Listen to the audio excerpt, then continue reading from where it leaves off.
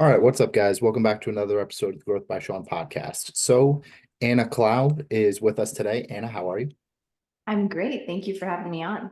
No, I appreciate it. So, um, I think what's going to be helpful is to just give us a little brief overview of a little bit about who we're talking to, what you do, things of that nature, and then we'll go from there and see what happens. Sure. So I'm a fitness and nutrition coach. I coach people online, but I also have recently this year really gotten into in person as well. The reason I went online first was I actually started in COVID era. And so that's when I really dove into the fitness world, was getting certified, started to gain some experience, and everything was transitioning online. And 2023 started to build out my own gym. I have just a gym in the bottom floor of my house. And over the year of 2023, networking in my local community, people want to come see it. And then all of a sudden, I'm building this client roster of in-person clients as well. So that's kind of what I do. I help women, typically working with busy moms, people who really want to reprioritize themselves. Maybe after years of giving to others, they're ready for the time to pour into themselves, to work on themselves, to feel the best that they can be. My business's name is Strong and Healthy. So really that's the goal of most of my clients is to feel strong, to feel healthy, whatever that means for them. And I was joking around today with my clients here in the gym this morning of they're like, Anna, I'm gonna say to myself in the morning, I am strong and healthy. And we just laugh about it. But that is kind of who I work with and who I help. I do a lot of I love to work with clients on stuff like self-sabotage, stuff like the mindset side of things. That's been a big passion of mine along my coaching journey is not just the training and the nutrition science, but also the psychology behind everything that goes into coaching a client and transforming yourself.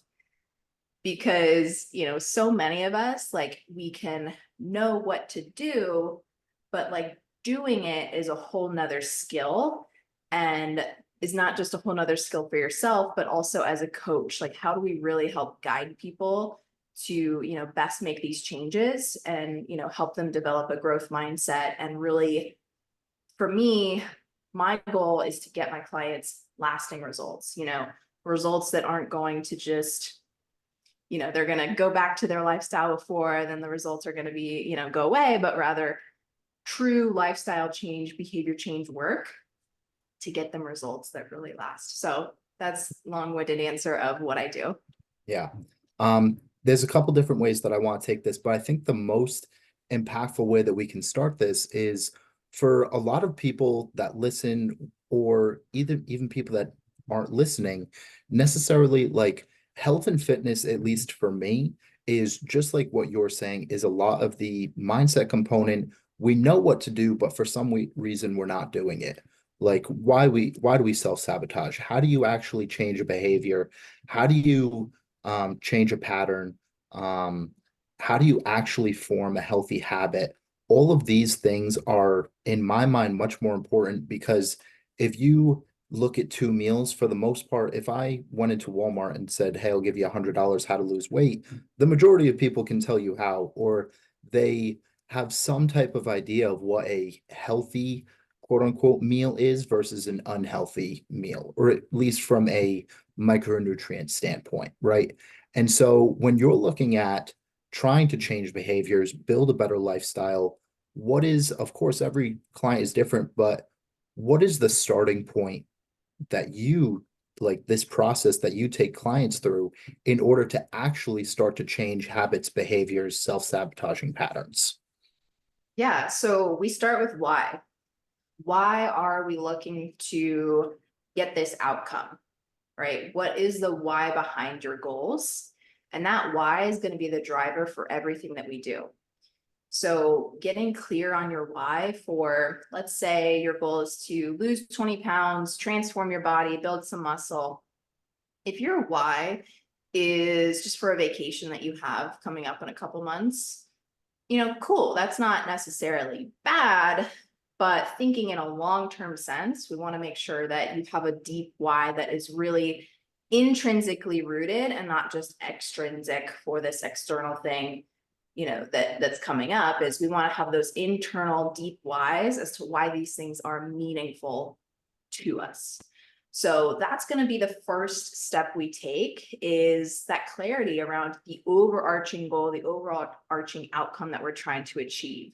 And then from that, we're going to look at the specific behaviors and habits necessary to, get us to that goal. And I like to take this a step further, is like, we dive into the why behind, like, why a client wants to, drink enough water. Like, easy example, if a client is really struggling to get in enough water, okay, we need to get clearer on why they actually really want this and how this is going to have a big impact on their goals. So, that's just like a kind of small example as to where we can look a little bit deeper under the hood and help clients develop their intrinsic motivations for why they're doing what they're doing. Because where the issue comes up for people is when everything that they're doing is coming from a should, right? Like, oh, I should be eating healthier. Oh, yeah, I should probably exercise. The should is actually coming from an external, like, societal, expectation that you might be feeling, and not truly from what you inside want for yourself. So, getting clear on, like, hey, instead of shoulding all over yourself, developing the internal drivers for why you're doing what you're doing. And to do that, I'll take this a step further for you guys, is for any sort of behavior change, the pros of changing, whether it be, small little habit or something big, the pros of changing have to outweigh the cons, right? Your perceived cons. So in your mind, what you perceive to be, pro of changing versus a con, they have to kind of outweigh each other. If they're about equal, this is where people they feel stuck and they feel really uncomfortable, because, they're stagnant, they're not changing, but then they want to, but they also don't want to. And so we have to help clients change, really increase the perceived pros of why changing is going to be so beneficial, because it is a very real thing. That, let's take exercising, for example. The perceived cons of going to work out are, like, leaving your comfortable couch, right? And that's a very real thing. Like, that is a con of going to, work out. And so taking this into account, like, we have to maybe dive into the pros of working out. And oftentimes this comes from the client, showing themselves, wow, I feel amazing after I work out, right? I'm starting to actually have the confidence to take action in other areas of my life, right? And as a coach, we can help reinforce this pattern and really highlighting, right, pointing out those, like, small wins, the small benefits of, exercising. And so once, in our brains, we can slowly start to realize, oh, this actually makes me feel so good. This, for my mind, has more pros, right, than the cons of changing. And so that's when true behavior change will occur. And so that's just an overarching, really simple way to think about it. And we can definitely dive more into, self-sabotage and some more advanced fun strategies that I love to, nerd out on. Yeah. I think the biggest thing to start here is when, for a lot of people, when people first come to me or yourself or a lot of different people in the health and wellness industry, I think finding that why is important, but a lot of people have not identified that before. It's oftentimes, at least in my experience, people like to give a surface level answer of, well, I want to look better. So how, when you're potential client comes in with that surface level answer of why, or more of an external like why, how do you find that deeper internal why that's actually going to push them to make the changes that they want to? Okay, I absolutely love this question. There's a two-part answer here. So my first answer is sometimes a lot of us get into fitness for those, external reasons, or the reasons that might not be so positive or help us, get going in the long run.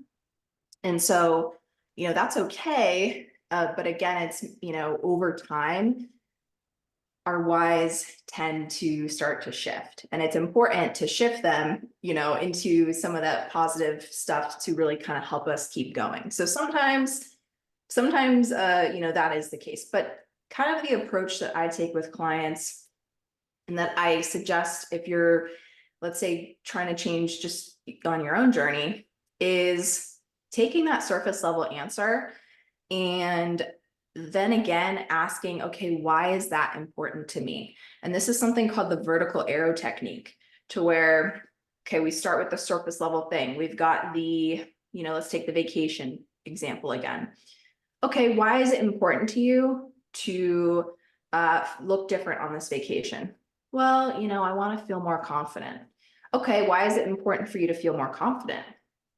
Well, I think it would help me better connect with people and potentially give me the confidence to progress my career in this way, and da, da, da. Okay, now we're getting somewhere. So we really kind of like poke pretty deep, and I'll kind of like preface this with clients is like, hey, I'm gonna ask you some real deep questions right now. Like, feel free to, just really try and reflect here deeply. And this is where we get the gold that's going to really help us, moving forward. And it's going to be that like driving factor, right? And the thing that we can come back to when things get hard, because things will get hard, right? We will have those challenges come up, those times where we feel like, gosh, discouraged or defeated, or we're really struggling with something. And so in those moments, when we can connect to that deep why, that's going to help us continue moving forward. Mm.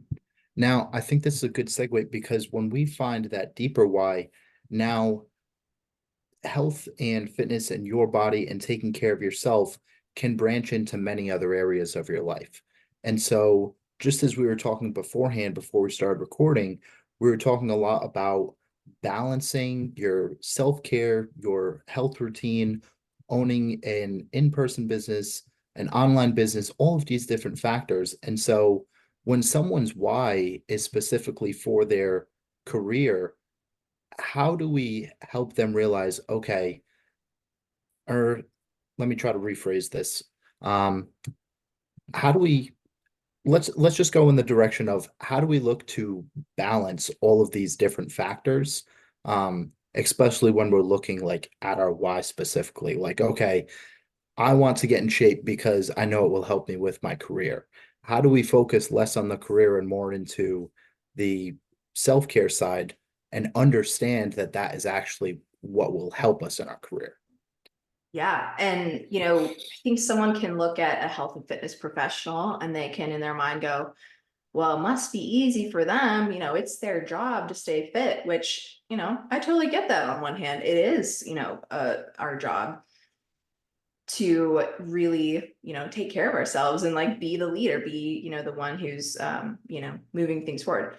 But a really great reframe for not just a coach, but for anyone is really recognizing at the root of everything that's going on in your life, right? For me, business is a big one, but also relationships, also my, hobbies, right? When I have personally taken care of myself, showed up for myself, all of these other things in my life are just better, right? And we could dive into the specifics as to why and how, but it really is, I think it all starts with how we show up for ourselves and how we take care of ourselves.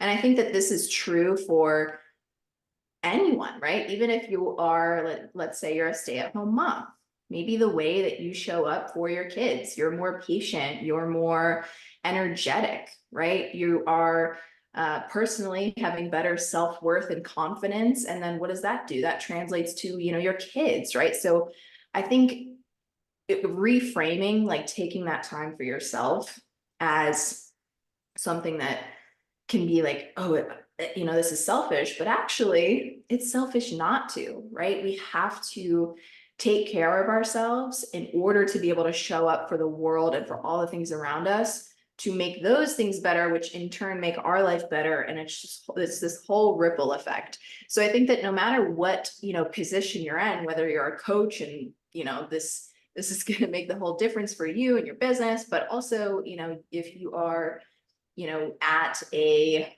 corporate job and you are trying to, like, let's say, go for the promotion, if you're someone who takes care of themselves and works out, cognitively, you're going to function better, right? You're going to be smarter, you're going to be quicker, you're going to, maybe have more confidence, you're going to speak better, right? All these things have just this compounding snowball effect that sometimes, like, it can be a little bit like slow or a little bit indirect feeling. So it doesn't really seem like, oh, working out, made my career better, but actually it truly, really can. And so, recognizing that even if you're not a fitness freak or a gym rat, like a lot of us like to be, like that's okay. But still, taking care of yourself is going to be at the cornerstone of a happy life, and in my opinion. um and there's so much evidence showing the antidepressant effects of simply resistance training, right? So we could go down that whole rabbit hole, but on this note is, if you're looking up to a fitness influencer or a coach or a trainer and comparing yourself to them, also remembering that, like, it's okay to have fitness and health like just enhance your life and not make your whole life health and fitness. I think some of Mm, us forget that, and that's the approach that I actually personally take. Is I look at myself as I'm like such a gen pop client. I'm not bodybuilder, I'm not one of these like crazy high level athletes that a lot of the industry is. Like, I think that's awesome if that's your thing. For me personally, I kind of look at myself as like, I'm a client too. Like, I, struggle with the same things. I don't want to make my whole entire life health and fitness. And so we can dive more into like the balance of how I balance things with having this business, taking care of myself and also having life. But I think that's also just a good reminder for people that, like, you get to decide how you want your health and fitness in your life to look. And it doesn't have to look like the person that you see online. It doesn't make that, you know, like bad if you're not, wanting to be a gym rat in the gym 5 days a week and, mhm. make being a meathead your whole personality. Like, you still have a place in the fitness industry or, just the fitness world. So, reminder for those who maybe get caught up in comparison. Mm. I think that'll definitely be something that we can just circle back to, is how you balance all that. Before that, I would also like to hear your thoughts on how, let's say someone just had a child and they've let go of their health and fitness a little bit to focus on that child, right? Why do we often focus on others and taking care of others and having that become our worth, as opposed to playing that selfish role and taking care of ourselves?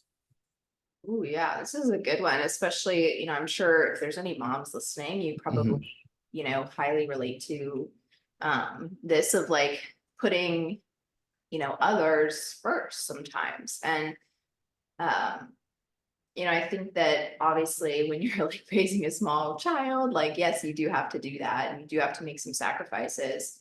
But I think with that, you can have the and, right? And I can take care of myself still. And I can still, make a little bit of time or bring some intention to me.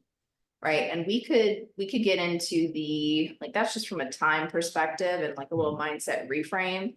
I'd say this can go a lot deeper into maybe a little bit more of like the therapy side of things, as like why we are maybe outsourcing our, maybe we have low self-worth. And so we believe our worth is tied up in like taking care of other people.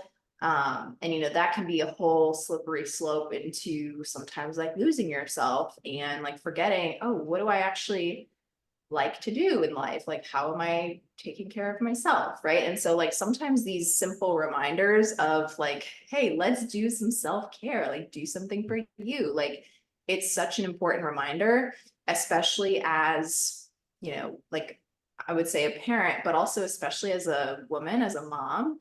It's, kind of just becomes, it's so all consuming at times. And I think it's in our nature more so to really just give and nurture those around us versus remembering to, put ourselves first.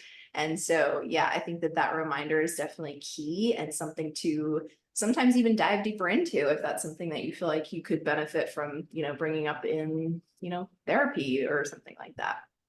Yeah. Um, what do you think of, just for opinion's sake, of general therapy modalities versus what a coach can do for you in terms of getting out of those self-sabotage behavioral patterns? Oh, Shawn, you have the best questions. This is Thank like you. all, all of my alley, like my jam, because I kind of like giggle at myself for even bringing up, therapy, because I think there definitely is a place for therapy, but I think it's a lot more, it's a little bit overused. And also, there's a lot of stuff in the therapy world that I might, just you want to make sure you have a conscious therapist, and, that's kind of a whole nother topic. But I personally have worked with a behavior change coach where she really specializes in, obviously behavior change, but also self-sabotage. And she's kind of, overall like a life coach. And for me, I found that way, way, way better and actually productive for me versus sitting and just talking about my feelings and just regurgitating how negative I was feeling and not really moving anything forward, because that's in my experience been what therapy has been like, is you just talk about the things that are bothering you. When personally I believe if that's all you do, you're just going to get more of the same of that. Like, we aren't moving anything forward, right? It's important to talk about the things maybe weighing on you, but then with that, all right, what's the game plan? What are we healing? What are we changing? What are we doing? What are we taking action on? And my coach we would talk about these really deep things, right? These maybe like fears or limiting beliefs that I had around myself, uh, or frustrations, whatever it is. And then she would challenge me. She would ask me deeper questions that I never had a therapist ask me or think to ask me. And so I got way more out of that sort of coaching versus therapy. So for most people, I really highly recommend looking at something like a coach and not the traditional therapy route. Obviously, that's not like a blanket statement, and I'm sure that there's places for everything, but just something to think about, because personally, I got way more value out of coaching than I did having a therapist. Hmm.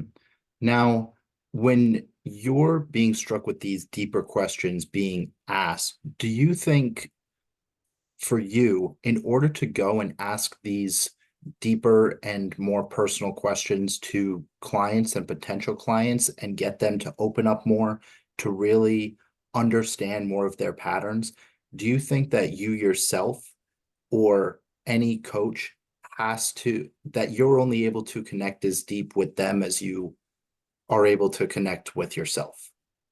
Absolutely. Right. We have to have the awareness of Mhm. the different things to be able to, question clients. I say that as if it's like an interrogation, but Mhm. ask clients about these things. And I think you don't always have to have the personal experience of going through, like, for me, I'm not a mother. I don't have Mhm. kids. but I work with a lot of moms, and oftentimes I'll be asking them questions like relating to their kids and potentially like, barriers that are coming up with their family life and then their health and fitness. So, these are things that I haven't personally experienced, but Mhm. I do believe like if you are someone who's going to be working with clients on some of this deeper stuff, some of the psychology and the mindset side of things, that yes, like you need to be doing the work yourself, right? Like, or have done, good bit of work. Like it's like being a fitness and nutrition coach, and you have your own journey, right? That's, extremely important, is that you have that background. And I think it's the same thing with the more like inner work side of things.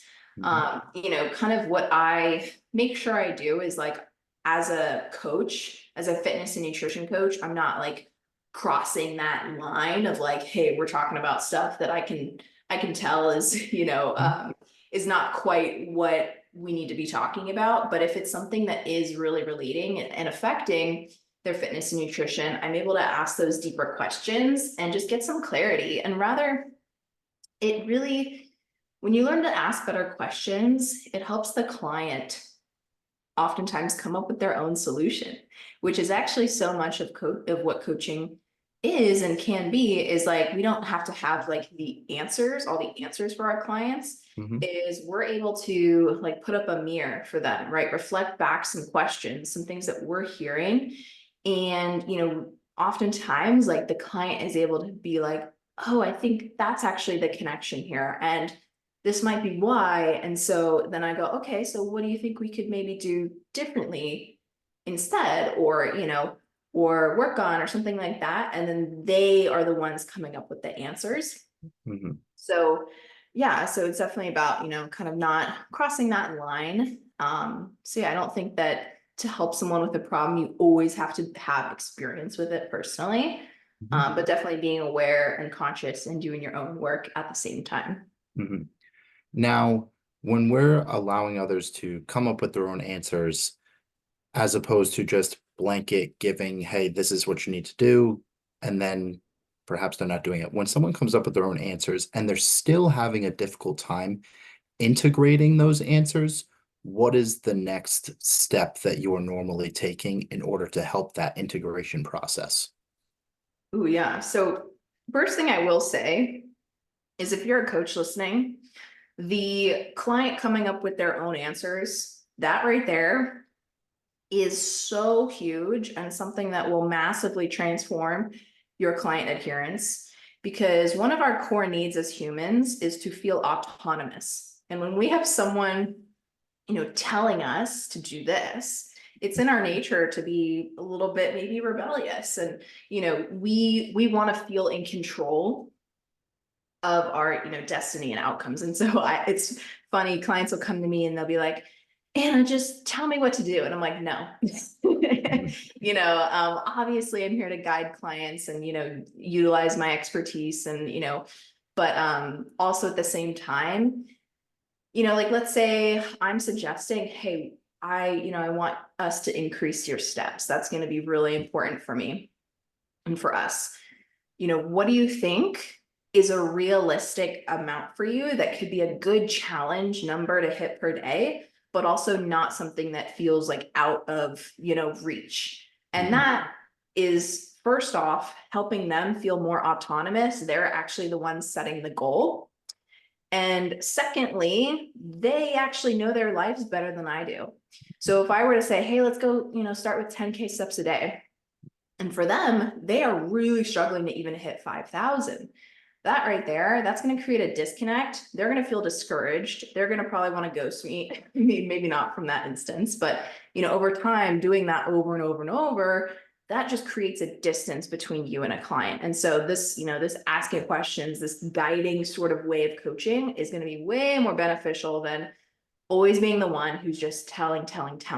Okay. But so your question of like, how do we, help a client who, like, let's say they came up with their goal, but they're, still like struggling. Um, Oftentimes when this happens, there was something maybe going awry with their own expectations or clarity around what their life is actually able to, allow for. So some clients will be like, Anna, I want to, like, let's say, like, only eat out this week.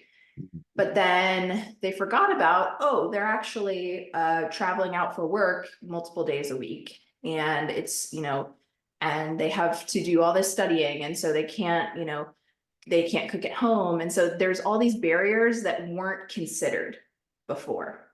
So that's where we can recalibrate the goal setting and maybe say, okay, maybe we allow for some flexibility here, and rather we prioritize something like mindful eating. Okay. So that's oftentimes where things kind of go awry, is like teaching our clients how to set goals in a way that's going to be like actually doable. And this is something I do every single week with clients, is in their check-ins, I'm asking them, what is one small goal that you want to set for yourself for this next week? And then what I do is I take that a step further and ask them, okay, with that goal, what's something that you can implement or change to make this easier on yourself? And so we're not only just like setting this, goal, this maybe feels a little bit more arbitrary, but we're getting granular with it. How exactly is this going to look implemented? And what are we potentially needing to do differently to help increase the level of success? So sometimes a client will be like, okay, I'm going to go, like my goal is to drink more water. Mhm. And so instead of we just leaving it at that, we're going to take that a step further, and they're going to say, okay, I'm going to set some alarms to remind myself. And that's only going to reinforce our ability to succeed. So, taking it that step further and like, all right, how is this going to actually look? How are we going to really implement this? And if you're coaching yourself, if you're like personally just wanting to work on something, you're not maybe working with a coach, is like, doing the implementation strategy of, okay, what am I going to change? But also visualizing yourself doing it. Like, can you actually imagine yourself waking up, you know, 3 hours earlier every day for the next week when you've struggled to get up, the same time consistently for years? Maybe not. So, kind of having that ability to be realistic with yourself is important. Meeting yourself where you're at. I think that, we can be in a motivated state, like, oh my gosh, I got this, we can take on all these things. And I do this all the time, where like in my business or personally, I'll be like fired up. And then I'm like, oh, I can do this thing. I can do this. I can do this. And then my future self is like, I can't do all this. Like, this is too much. And then what happens is, you're not able to meet your expectations that you had set when you were all fired up. And then you feel down on yourself. And then what does that do? That just spirals, the self-sabotage, cycle, if you don't have the mental skills to kind of get yourself out of that. So making sure that what you are doing is something you feel like you can follow through with, and know that you can follow through with, and is so like fail proof, Mm. right? Like, setting a goal that you don't really know if you can like achieve or show up for is worse, in my opinion, than, setting a smaller goal and like actually doing the thing. Because when you Mhm. actually do the thing and you show up for yourself, what you're doing is you're building your self efficacy, which is you just basically showing yourself, dang, I am capable. I can Mhm. show up for myself. I can follow through on my word, right? And that's going to be so important, is that we can get those small wins and we can show ourselves we can show up and follow through on these different things. And I could go into how doing that is those little micro ways that we are trusting ourselves, right? We start to Mhm. trust ourselves. We can trust our ability to show up and be disciplined, whatever it is. Mhm. We can build our, self image, right? Be like, dang, I am, I'm showing up, I'm doing it, Mhm. versus like, oh, I have these like crazy like goals and ideas that would be nice, but I can't do that. And then you just feel like you're so far away from where you want to be constantly. And I'm sure we can all relate to this, me, myself, a lot. I'm like, definitely have to check myself with, different goals and expectations I start creating in my mind, Mhm. especially as a high achiever. This is like the rabbit hole that a lot of us go down, is just crazy high expectations and then struggling to meet those. And then, that's where the self-sabotage can come in. Mhm.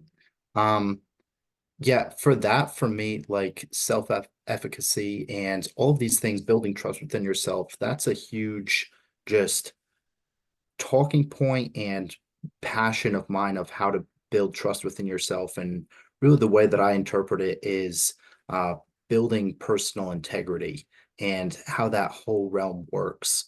Um, that's something that I love to dive really deep on, and I've shared example after example after example. And I'm actually in the same boat as you, where I do think it's much more important to have a small attainable goal and prove to yourself that you can do it, and then you can go and um, take the larger goal and bigger step and bigger step and bigger step, because you've already proved to yourself of what you can do. You build that trust within yourself, and you're much more likely to go and actually follow through with the much larger goal, as opposed to just trying to make it all happen at once. So before I do still want to just cover scheduling and things of that nature and how you are able to pour into all these different buckets. But one thing that stuck out to me was also the visualization practice that uh, you had spoke of, where can you actually see yourself doing this? Why do you think most people have a difficult time actually visualizing that future version of themselves and those big monumental moments and goals that they want to achieve? Why do people struggle with that? Ooh, yeah. Yeah, great question. And with the like visualizing yourself, like doing this, I think that it's super important to like be so confident in, like, for example, a weekly goal, like a small goal, a habit goal that you can show up for. When it comes to like big vision goals, I love to, kind of like really encourage that we stretch that a little bit. I mean, especially when it comes to like business and things like that, really just dreaming big and like knowing that sometimes you're not going to hit that goal, and that doesn't mean that you're a failure. But definitely in the micro habits, I find it very, very important to have that clarity that you can do the dang thing. So, Shawn, what was the question again? Because I totally lost it. Yes, why do you think many people struggle to actually visualize the future version of themselves? Yeah, I think that we have a like a um skewed way of thinking when setting goals. Like we can get into this mode of being all like fired up, and maybe we're on a winning streak, right? It feels good. It feels like, dang, we can do anything. We can take on the world. And it's like, can we really, Hmm. So it's about it's like almost when things start to go really, really well. I find I do this a lot myself, that things are going well, then the high achievers are like, oh, what else can we do? What else can we inch out of, Mhm. our approach and our day-to-day efforts? And we see this with people in training, like, oh, like I'm making good progress. Oh, I love going to the gym. This feels great. How much more can I do? Right? I'm gonna keep pushing. Whereas a lot of the times that can start to do more harm than good, right? We see people like overtraining, or we start to like get injured, or like just do an amount that isn't actually optimal or necessary for making best progress. So yeah, I think that we can kind of like lose sight of like what we're actually capable of, and like lose that, maybe forget about all of the habits and the behaviors and the the things that we might be struggling with. We're like, oh, we can just change my life next week, whereas like, hey, we're still struggling with emotional eating. Like, how are we gonna factor that into play? And then the other thing I'll say on this topic is we forget to schedule or consider our humanness.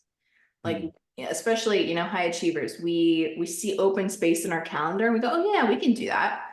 But it's like, are you actually going to have the energetic capacity, the emotional capacity to do that thing as well? Right. And so when we like overpack ourselves and try and overdo, you know, all these different areas of our lives, like we just end up burnt out. We end up, you know, resentful and in turn feeling like crap about ourselves because we can't meet these expectations. And so, you know, again, that's where sometimes just doing the minimum effective dose of everything in life, of exercise, of, you know, taking action in business, right? Like we hear all this messaging of like, more is better. You just got to do more, grind harder, like lose sleep at night, da da da da. But personally, I'm about longevity in these games. You know, when it comes to my fitness and my health, I want to be lifting for a long time. I don't care about hitting, you know, some crazy PRs by the time I'm, you know, 22 years old. Um, that used to be like where my brain was like, I want to see my potential and da da da, which, you know, can be awesome in some contexts. But yeah, just like remembering that if you're in this for the long haul, if you're in this for life, which I think most of us are, um, that there is no rush. And when you can let go of that energy of like rushing, oh my gosh, magical things happen. Okay. Mhm. Like anytime I feel like I've made a big jump in progress on my health and fitness journey is when I stopped caring so much about when the outcome was coming. And I stopped tying so closely to it of like, all right, I just want this to happen. I want this to happen. And rather I let go of that expectation. I just kept showing up. I focused on my inputs, right? How I'm showing up every day. And all of a sudden, I'm like, dang, I actually, you know, kind of hit my goals, or I'm like close to it, or like, wow, I've made a ton of progress. So, you know, that's something with clients that I like to encourage, although it's hard, really shifting your focus from always just thinking about the results and really just dialing in your day to day, your habits, your behaviors, because that's really the stuff that matters at the end of the day for our results in the long run. Mhm. Now I'll be able to circle back to where we were mid conversation here. And something that stuck out here for me as well is just because you have free time doesn't mean that you necessarily need to put something there, which a lot of us can tend to do. I have this hour. I had already blocked that hour off as free time, but this potential client reached out to me. This is the only time that they can do I do it, XYZ. So how do you go and balance all of these different areas that you have with an in-person training, online training, a relationship, your own personal self-care, all of these different buckets? How do you go and build structure around that, but also give yourself that free leeway of this is my free time? Ooh, yeah.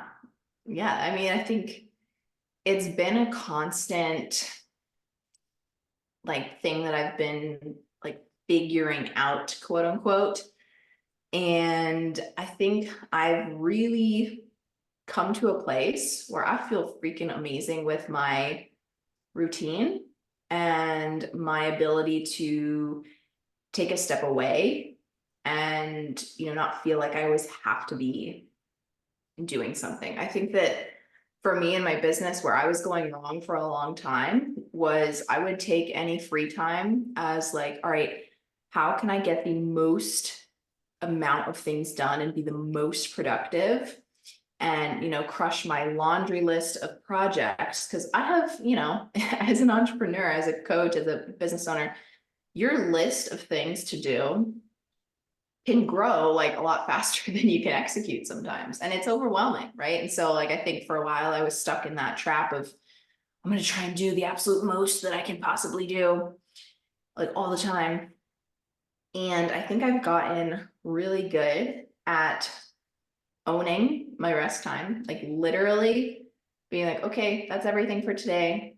And I'm not going to look at my to-do list anymore because I did all the things I have to do.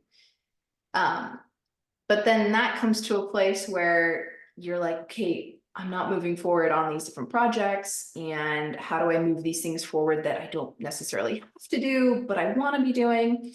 So I found a system that's working really well for me personally, and I think would be valuable for, coach, whatever business owner, or even if, in your job is, I've picked three of those projects that don't have to be done, but I want to be doing, and I want to have that momentum, going with making sure I am executing on not just working in the business, but on the business, right? So doing 3 of those a week has been a great sweet spot to where for me, it feels very doable. I can make that happen, but it's also very realistic. It's not, crazy, like daunting to me. And I've started to really give myself permission to just start things and not always have this expectation that I need to finish it like right away. And oftentimes I do end up finishing something, but getting started is the hardest part. So for me, that's where I've been able to find a really good like balance per se. If balance does exist, which I don't really believe in balance, I believe more in like harmony in your life. But yeah, like taking that approach has been huge for me. And then with that is batching client work, especially. I've really seen how for my in-person clients, I've been able to schedule people kind of like back to back to back. So for example, today, Wednesdays, I've got a few sessions back to back in the morning. And then in the afternoon, I've got some free time to, I can either do a project or I can clean up a space, I can take care of myself, work out. And so that's been really nice to not be so like, okay, I'm here and then I'm there and then I'm here. Rather like, all right, I'm in this mode, I'm in client mode. Then I'm able to go into like business owner mode after, or personal mode after if I want to. So yeah, I think that that's been a really good reframe for me. And also affirming to myself that, I have all the time in the world and I'm where I'm supposed to be. And I am making progress, right? If I know I am getting those 3 projects a week done and I am consistently showing up, on Instagram, on this or that, I am doing the things that I need to be doing to move me forward. And that's what helps me feel good.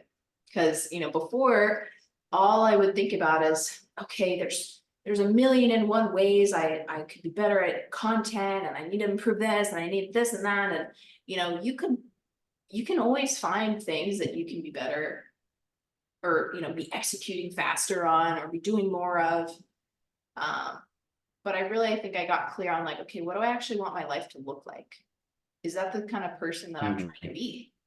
Is the one who's just constantly executing all day, every day? And the answer for me is no, with where I'm at in my life. I am looking to grow, looking to, be the best version of myself, but I'm not looking to dysregulate myself and like lose myself and miss out on my life in the process of growth. I think that's really important, just being able to look at where you're at and taking a couple actionable steps from there, but understanding that whoever listens to this is going to have to take control of their own schedule with whatever type of structure they desire, not just, okay, this is what Anna does, so this is what I'm going to do. Even if you perhaps wanted like your life in a sense and what you do on a daily basis, in order for them to get there, they're going to have to structure their calendar, their own free time, things of that nature themselves. So before we hop into the last question, and can you just tell us where we can find you, your podcast, things of that nature?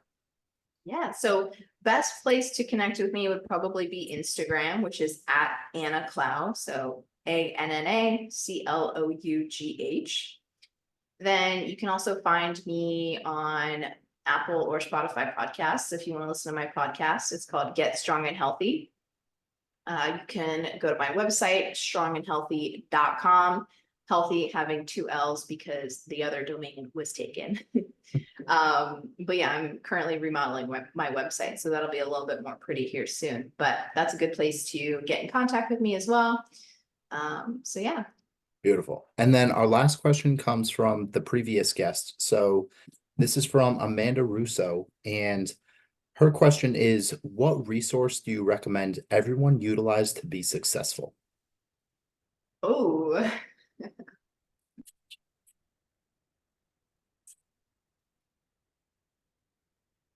I would say number one resource is your attention. Where you're putting your attention is everything. If your attention is stuck in Instagram feed all day, which, I think we all can struggle with over scrolling at times, but really getting real with yourself. Where are you truly spending your time and your attention? And to be successful, it's really, I think, simple as like, what do you want your life to look like? All right, let's reverse engineer that and let's put our attention at the things that need attention. And, for my journey, it was years of learning and taking action that I felt like was having no payoff. I wasn't getting anything for building these different things in my business. And then, you know, all of a sudden, all of that attention and intention I've been putting into my business, it felt like it's all really starting to click, which is really cool to see it, kind of really start to come together. So yeah, if you want to be successful, number one thing is where are you putting your attention, and make sure that that is helping you move forward towards your goals at the pace that you want to. That's the easiest resource everyone already has. So that's solid. So thanks, guys. All right. Thanks, Anna. Thank you.